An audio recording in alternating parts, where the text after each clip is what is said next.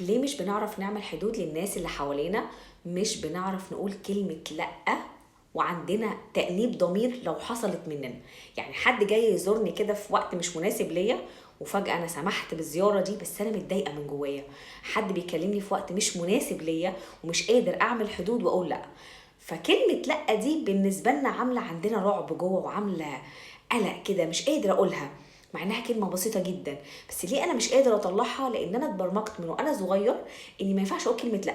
ان لو حد جه عندي انا مش قادره استقبله، بس يعني عيب قوي ان انا ما ينفعش استقبله، فبسمح بالحدود دي واسمح بالخصوصيه دي، واتعدى حدودي انا ان انا مش موافق على ده. انا مش مرتاح من جوه، بس على حساب ان انا اريح الناس اللي حواليا باجي على نفسي قوي، بكون متضايق جدا. حد سالني سؤال انا مش عايزه اجاوبه، مش عايزه ارد على السؤال ده، بس من احراجي وكسوفي قوي ببدا اجاوب وابدا ارد او اكذب. ففي تلك الحالات انت بتتكلم في حاجه انت مش مقدر نفسك او مش بتحب نفسك، فانت عاطي تقدير زياده للناس اللي حواليك. طب اعملها ازاي وابرمج نفسي ان انا اقول لا واحس انها سهله عليا ازاي؟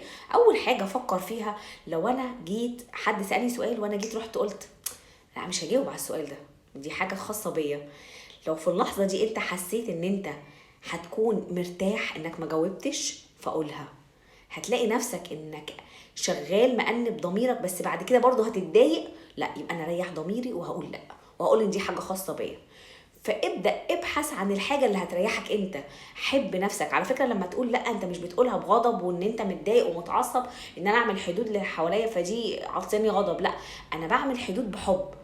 انا بحب نفسي وبقدر نفسي، مش بسمح لاي حد يتدخل في حياتي، ودي خصوصيتي. انا جاي لي زياره في وقت مش مناسب ليا، انا مش متاح، عادي جدا. الناس هي اللي تتدخل، فالناس هي اللي المفروض تتضايق مش انت. فابدا لو انت خايف على علاقتك بالناس وحكم الناس عليك، اوكي، ما هم مش عاملين اعتبار ليك ولا حكم ولا اي حاجه. فلازم انت اللي تقدر نفسك، وانت اللي تدي لنفسك الاستحقاق انك تكون عامل حدود لاي حد في حياتك.